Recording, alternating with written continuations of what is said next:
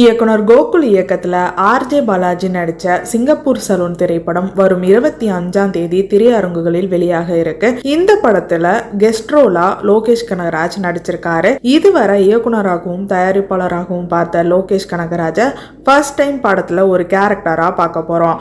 RJ பாலாஜிக்காக இல்லைனாலும் லோகேஷ் கனகராஜுக்காக திரையில பார்க்க ரசிகர்கள் சிங்கப்பூர் சலூன் படத்தை பார்க்க ரசிகர்கள் ரொம்பவே ஆவலா வெயிட் பண்ணிட்டு இருக்காங்க. அந்த வகையில இன்றைக்கு வெளிவந்த ட்ரெய்லரை பார்க்கும்பொழுது ஆர்ஜே பாலாஜியின் கனவை நிறைவேற்றிய பிறகு அதில் சீஃப் கெஸ்டாக வருகிறார் லோகேஷ் கனகராஜ். இந்த ஒரு ட்ராக் லோகேஷோட கெரியர்ல ஒரு மாற்றத்தை ஏற்படுத்தும்னு சொல்லிட்டு வராங்க. எல்லாருக்கும் வணக்கம். சத்தியம் தியேட்டர்ல ஆடியோ லான்ச் அப்படின்னாலே பேசிட்டு இருக்கும் போதே மைக் ஆஃப் ஆகும். ஏன்னா அவங்களுக்கு ஷோ இருக்கு. முதல்ல மேலே வந்திருக்கிற நிறைய யங்ஸ்டர்ஸ் தேங்க்யூ வந்ததுக்கு. வந்திருக்கிற மீடியாவுக்கு, பத்திரிகை துறை, இன்டர்நெட் ஆல் கைண்ட்ஸ் ஆஃப் மீடியாவுக்கு ரொம்ப ரொம்ப நன்றி. அண்ட் சிங்கப்பூர் சலூன் படம் வந்து கிட்டத்தட்ட நாங்கள் கொஞ்ச நாள் முன்னாடி முடித்தோம். நிறையா சிஜி ஒர்க் இருந்தது. இப்போ ரிலீஸ்க்கு ஜனவரி 25ஆம் தேதி ரிலீஸ் ஆக போகுது. ஸோ ஒரு பெரிய ப்ராசஸ் இது. இன்றைக்கி நாளில் இந்த ட்ரெய்லர் லான்ச்சை பெருசாக ஆக்கின என்னோட ஃப்ரெண்ட், அவரோட நான் நடிச்சிருக்கேன், நிறையா பேசியிருக்கோம், ரொம்ப வருஷமாக தெரியும். விஜய் சேதுபதி டைரக்டர் கோகுலுக்காக வந்தது. டைரக்டர் விஜய் இன்னைக்கு காலையில் நான் அவர்கிட்ட ஃபோனில் பேசும்போது அவரோட ப்ரொமோஷன் இருக்குது அப்படின்னாரு. நான் கூப்பிடல, சும்மா விஷ் பண்ணுறதுக்காக கால் பண்ணேன் அவர் படத்துக்கு. அவர் கே ராஜன் சார், என்னோட முதல் படம் நான் ஹீரோவாக நடித்த படத்தை டைரக்டரோட அப்பா.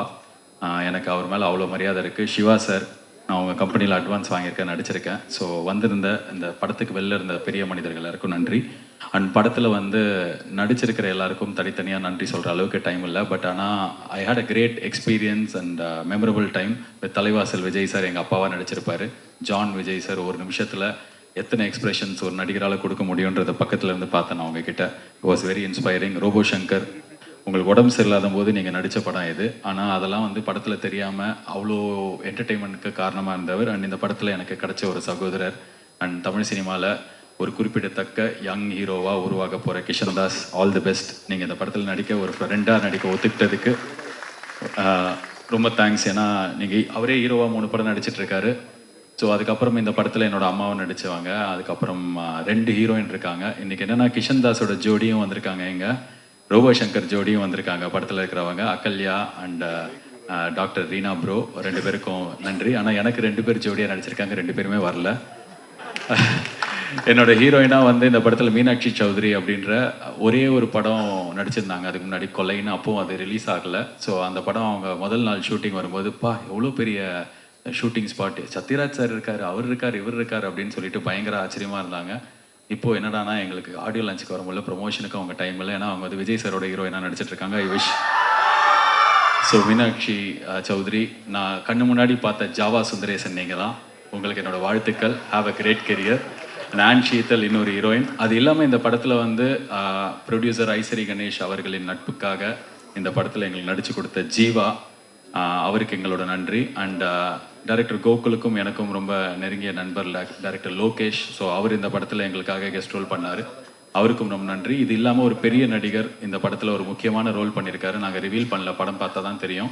₹1 காசு வாங்கிக்காமல் அவர் கூட்டு வந்த அசிஸ்டன்ஸுக்கு கூட எங்களை பே பண்ண விடாமல் எங்களுக்கு ஒத்துழைப்பு கொடுத்த அந்த மாபெரும் நடிகருக்கு ரொம்ப நன்றி. ஸோ இதெல்லாம் வந்து படத்தில் வேலை பண்ண ஆர்டிஸ்ட்.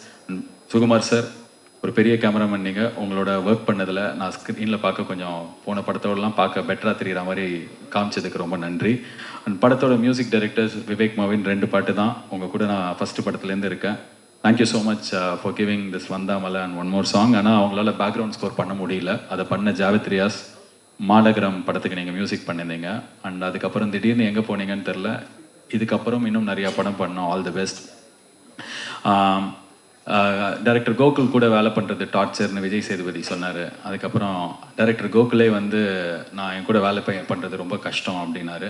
இது இல்லாமல் வந்து ஆன்லைன்லலாம் வந்து நாங்கள் 2 பேரும் சண்டை போட்டுக்கிட்டோம். அவர் என் மூஞ்சிலே குத்தினார், நான் அவர் ஜாடியை பிடிச்சி இழுத்தேன் அப்படின்ற மாதிரிலாம் செய்திகள்லாம் கூட வந்தது. பட் ஆனால் உண்மை என்னென்னா, ஆக்சுவலாக வந்து அது டார்ச்சர் எனக்கு தெரியாது, எனக்கு அப்படி ஃபீல் ஆனதில்லை. ஆனால் ரொம்ப கஷ்டம்.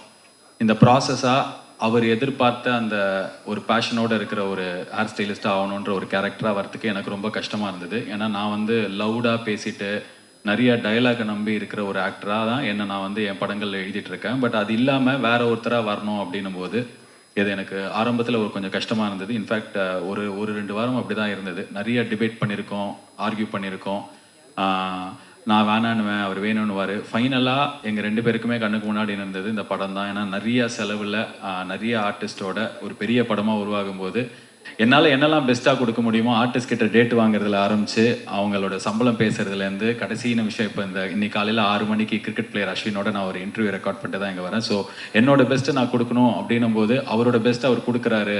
அதை நம்ம உள்ளே வாங்கினோன்னா இந்த படம் முடியும் போது பெட்டர் ஆக்டராக வெளில தெரியும் அப்படின்னு எப்போ புரிஞ்சுதோ அப்போலேருந்து எங்களுக்குள்ளே வந்து அந்த புரிதல் இருந்தது, படத்துக்காக வேலை பண்ணுறோன்னு சொல்லிட்டு. ஸோ இந்த ஜேர்னி கஷ்டமாக இருந்தது, பட் ஆனால் கண்டிப்பாக நல்லா இருந்தது. இன்றைக்கி நான் சிங்கப்பூர் சலூன் முடிச்சுட்டு வேறு ஒரு படம் போய் நடிச்சிட்டேன். அப்போ நான் பெட்டராக நடிக்கிறதுக்கு முக்கியமான காரணம் உங்கள் கூட ஒர்க் பண்ணது. So thank you for that. ஃபைனலாக வந்து ஐசரி கணேஷ் அவர்கள் வந்து நான் முதல் வாட்டி எல்கேஜி சொல்லும்போது என்னை எப்படி நம்பினாரோ, எந்த வார்த்தையும் சொல்லாமல் எப்படி அந்த படத்துக்கு இம்மீடியட்டாக ஓகே சொன்னாரோ, இன்னி வரைக்கும் அவர் என்னை அப்படி தான் பார்க்குறார், அவர் என்னை அப்படி தான் நம்புறாரு. நான் இந்த படத்தை வந்து ரொம்ப பிடிச்சி போய் இது ரொம்ப நல்லா இருக்குது அப்படின்லாம் சொல்லி அவர்கிட்ட எடுத்துகிட்டு போய் சொல்லி அவர் இதை பண்ணுறார் அப்படின்னும் போது ஷூட்டிங்க்கு 2 மாதம் முன்னாடி நான் அவர்கிட்ட சொன்னேன், இல்லை எனக்கு பண்ண பயமாக இருக்குது அப்படின்னு சொன்னேன். காரணம் என்னென்னா இந்த படம் ரொம்ப பெருசாக இருந்தது, எக்கச்சக்க ஆர்டிஸ்ட்டு, எக்கச்சக்க செலவு. அந்த சலூன் நாங்கள் படத்தில் காட்டுறதுக்கு மட்டுமே ஒரு 1.5 கோடி 2 கோடி ரூபாய்க்கு செட்டு போட வேண்டியிருந்தது. ஸோ இவ்வளோ செலவு இருக்குது, இது நான் பண்ணணுமா, இது தாங்குமா அப்படின்னும் போது அவர்கிட்ட ஒரு வாட்டி கதை சொல்கிறதே ரொம்ப கஷ்டம். ஏற்கனவே சிங்கப்பூர் சலூன் கதையை ஒரு வாட்டி கேட்டவர் அடுத்த நாளைக்கு ஃபுல்லாக உட்காந்து திருப்பி ஒரு 3 மணி நேரம் கதை கேட்டு இதை நீ பண்ண, எவ்வளோ பெருசாக இருந்தாலும் நான் பண்ணுறேன், என்னை நம்பி உள்ளவா அப்படின்னு சொல்லி இதை ப்ரொடியூஸ் பண்ணி என்னோட ஆரம்பத்துலேருந்து இப்போ வரைக்கும் இந்த படத்து வரைக்கும் என் கூடவே இருக்கிற, இதுக்கப்புறமும் இருக்க போகிற காரணத்துக்காக ரொம்ப நன்றி. அண்ட் இந்த படத்தோட டான்சர்ஸ் 8 பேர் வந்தீங்க. நீங்கள் இந்த படத்தோட டைரக்டரோட அசிஸ்டன்ட் டைரக்டர் டீம், அவங்களுக்கும் எங்களோட நன்றி. அண்ட் நான் நிறைய பேர் மிஸ் பண்ணல. அண்ட் முக்கியமாக இன்னொரு விஷயம், சோஷியல் மீடியாவில் நான் வந்து பார்த்தேன்னு சொல்லிட்டு என் டீம்லேருந்து சொன்னாங்க. உதயநிதி ஸ்டாலின் நடித்து ஒரு படம் வந்தது கொஞ்ச நாள் முன்னாடி, நெஞ்சுக்கு நிதி. அந்த படத்தோட ஆடியோ லான்ச்சுக்கு நான் வந்து கெஸ்ட்டாக வந்திருந்தேன். ஏன்னா அந்த படம் ப்ரொடியூஸ் பண்ண போனி கபூர் அவர்கள் தான் நான் நடித்த வீட்டில் விசேஷம் ப்ரொடியூஸ் பண்ணார். ஸோ அந்த ஸ்டேஜில் வந்து நான் சொல்லியிருந்தேன், நானும் உதயம் ஒரே வீட்டில் பொண்ணு எடுத்திருக்கோம் அப்படி சொல்லியிருந்தேன். ஏன்னா 2 பேரும் ஒரே கம்பெனியில் படம் பண்ணியிருக்கோன்னு சொல்லிட்டு. ஸோ இமீடியட்டாக அவர் பேச வரும்போது சொன்னார், ஆமாம் நாங்கள் 2 பேரும் ஒரே வீட்டில் தான் பொண்ணு எடுத்திருக்கோம் அப்படின்னு சொல்லிட்டு அந்த படத்தை மீன் பண்ணி சொன்னார். ஸோ இந்த 20 செகண்ட் ஆடியோ கிளிப்பை வண்டி வீடியோ கிளிப்பை வண்டி ட்விட்டர்லலாம் போட்டு என்னோட ஒய்ஃபும் அவரோட ஒய்ஃபும் அக்கா தங்கச்சி, நாங்கள் 2 பேரும் ஒரே வீட்டில் பொண்ணு எடுத்திருக்கோம். ஆர்ஜே பாலாஜி உழைப்பால் உயர்ந்தவன் நினச்சா அவனும் வந்து அரசியல் பின்புலத்தால் தான் உயர்ந்தான், அதனால தான் இன்றைக்கி சிங்கப்பூர் சலூன் படத்தை ரெட் ஜெயின் ரிலீஸ் பண்ணுகிறதுன்னு சொல்லிட்டு அட பாவிகளா. அந்த வீடியோ இன்னொரு 5 செகண்ட் பார்த்துருந்தாலே தெரிஞ்சிருக்கும், இல்லை கொஞ்சம் திருப்பி அந்த வீடியோவை பார்த்துருந்தாலே போனி கபூர் உட்காந்துருப்பாரு, புரிஞ்சிருக்கும். ஸோ அதனால அவங்க வாங்கலை. ரெட் ஜெயின் இன்னைக்கு ஒரு மார்க்கெட் லீடர்ஸ். அவங்க வந்து நல்ல படங்கள் மட்டும் தேடி வாங்குறாங்க, இல்லை ரொம்ப பெரிய படங்களாக அவங்க ரிலீஸ் பண்ணுறாங்க. இந்த படத்தை அவங்க பார்த்து அவங்க டீமுக்கு ரொம்ப கண்டென்ட் பிடிச்சி இதை நம்பி தான், இந்த கண்டென்ட் நம்பி தான் அதை வாங்குறாங்க. So purely on merit. So நான் அவருக்கு சகலைப்பாடி இல்லை, நான் ஒரு வானம்பாடி, ஒரு ஓரமாக பறக்கிறவன். அண்ட் ஃபைனலாக இந்த சிங்கப்பூர் சலூன் ட்ரெய்லர் நீங்கள் பார்த்துருப்பீங்க. மேலே இருக்கிற பசங்களுக்கு இது உங்களுக்கான படம். நான் சொல்கிறது வந்து போன ஜென்ரேஷனில் இருக்கிற முக்கால்வாசி பசங்க இன்ஜினியர் ஆகணும், டாக்டர் ஆகணும்னு ஒண்டி தான் இருக்கும். பட் ஆனால் இந்த ஜென்ரேஷனுக்கு அந்த பயம் இல்லை. ஹேர் ஸ்டைலிஸ்ட் ஆகலாம், யூடியூபர் ஆகலாம், இன்ஸ்டாகிராமர் ஆகலாம், இல்லை விளாகர் ஆகலாம். இது மாதிரி புதுசாக செருப்பு தைச்சா கூட நான் செமையாக தைப்பேன் அப்படின்ற ஆட்டிடியூடில் இருக்கிற உங்களுக்கு இந்த படம் பயங்கரமாக கனெக்ட் ஆகும். ஏன்னா இந்த வேலையை இவங்க தான் செய்யலாம், இந்த வேலை இவங்களோட தொழில், இந்த வேலை இந்த ஜாதிக்காரங்குது அப்படின்ற விஷயத்தெல்லாம் உடைச்சு இந்த உலகம் வந்து ரொம்ப தூரம் முன்னாடி போயிடுச்சு. எங்கேயோ நம்ம ஊரில் நம்மளுக்கு கண்ணுக்கு தெரியாத இல்லை தெரிஞ்ச இடத்துலையே இன்னும் அதே நிலைமை இருக்கும்போது, இல்லை அப்படி கிடையாது, எந்த வேலை வேணாலும் யார் வேணாலும் செமையாக பிடிச்சி பண்ணால் மேலே போகலாம் அப்படின்றத ரொம்ப இன்ஸ்பைரிங்காக எனக்கே வந்து நடிக்கும்போது இது நிறைய பேருக்கு கனெக்ட் ஆனால் செமையாக இருக்கும்னு ஆசையாக பண்ண படம் தான் இது. ஸோ ஃபார் எவ்ரி யங்ஸ்டர்ஸ், நீங்கள் எங்கே இருந்தாலும் என்ன பண்ணாலும் செமையாக படிச்சிருங்க. அந்த செமையாக படித்து முடித்ததுக்கப்புறம் உங்களுக்கு ஒரு பேஷன் எது இருந்ததுன்னா அந்த பேஷன் நோக்கி போங்க. இந்த படம் அதையும் ரொம்ப ஸ்ட்ராங்காக சொல்லி, இந்த படத்தில் எனக்கு ரொம்ப பிடிச்ச சீன் வந்து நான் இதோடு முடிச்சுக்கிறேன். டைரக்டருக்கும் நானும் பேசும்போது எனக்கு ஒரு விஷயத்தில் ஒண்டி உடன்பாடு இல்லை. அவர் சொன்னார், சின்ன வயசுலேருந்தே வந்து சலூனில் ஹேர் ஸ்டைலிஸ்ட் ஆகணும்னு ஆசைப்படுற ஒருத்தன் காலேஜ் அவங்க அப்பாக்காக போகிறான், ஆனால் அவன் ஒழுங்காகவே படிக்கலை. அவனை புரிஞ்சுக்கிட்டு அப்பா வந்து அவனை ஹேர் ஸ்டைலிஸ்ட் ஆக்கிட்டாரு அப்படின்ற மாதிரி ஒரு விஷயம் இருந்தது. எனக்கு வந்து என்னென்னா, இல்லை சார் அவன் நல்லா படிக்கட்டும் அப்படின்னா. ஏன் அப்படின்றீங்க, ஏன் அப்படின்னு கேட்டார். எதுவுமே வரல அதனால் அவன் முடிவெட்ட போயிட்டான்னு இல்லாமல் அவனுக்கு எல்லாமே வரும், செமையாக படித்தான், இருந்தாலும் அவன் பிடிச்சதை செலக்ட் பண்ணான் அப்படின்றதுல இன்னும் கொஞ்சம் இன்ஸ்பிரேஷன் இருக்குன்னு தோணுச்சுன்னு அதுதான் உங்ககிட்ட சொல்கிறேன். நீங்கள் என்ன பண்ணுறதா இருந்தாலும் பயங்கரமாக படிச்சிருங்க. It's very very important. Vels யூனிவர்சிட்டியிலேருந்து கொஞ்சம் பேர் வந்திருக்கீங்க அப்படின்னு நினைக்கிறேன். ஸோ எந்த காலேஜில் படித்தாலும், இன்ஃபேக்ட் வேல்ஸ் யூனிவர்சிட்டி தான் எல்லாருமே வந்திருக்கீங்கன்னு நினைக்கிறேன். நீங்கள் என்ன படித்தாலும், எங்கே இருந்தாலும், என்ன பண்ணணும்னு ஆசைப்பட்டாலும் தயவு செஞ்சு படிச்சிரு. அந்த படிப்பு தான் உன்னோட ஃபவுண்டேஷன். நான் வந்து எங்கள் வீட்டில் கிராஜுவேட் ஆன முதல் ஆள், போஸ்ட் கிராஜுவேட் 2 டிகிரி படித்த ஃபஸ்ட்டு ஆள். நான் ஒருத்தன் படித்ததுனால என்னை சுற்றி இருக்கிற 50 பேரோட வாழ்க்கையை என்னால் மாற்ற முடிச்சுது. எனக்கு சுற்றி இருக்கிற இப்போ 100 பேர் 1000 பேராக மாறுது.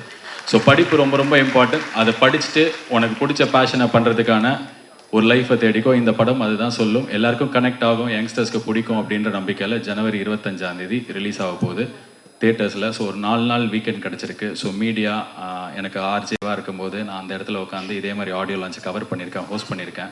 அப்போலேருந்து சப்போர்ட் பண்ணியிருக்கீங்க. அப்போலேருந்து நான் பார்க்குற நிறைய பேர் இங்கே பார்க்குறேன். Thank you for coming. Take this film to the world. நன்றி. ரொம்ப நேரம் எடுத்துக்கிட்டதுக்கு மன்னிக்கவும். All the best. இனிய பூசம், எங்களுக்கு தைப்பூசம் அன்றைக்கி தான் ரிலீஸ். இனிய தைப்பூசம், குடியரசு தின நல்வாழ்த்துக்கள். 4 நாள் லீவு. ஆண்டி அங்கிள், தம்பி தங்கச்சி, இதே பச்சை சட்டை. தியேட்டரில் போய் படத்தை பாரு. நன்றி.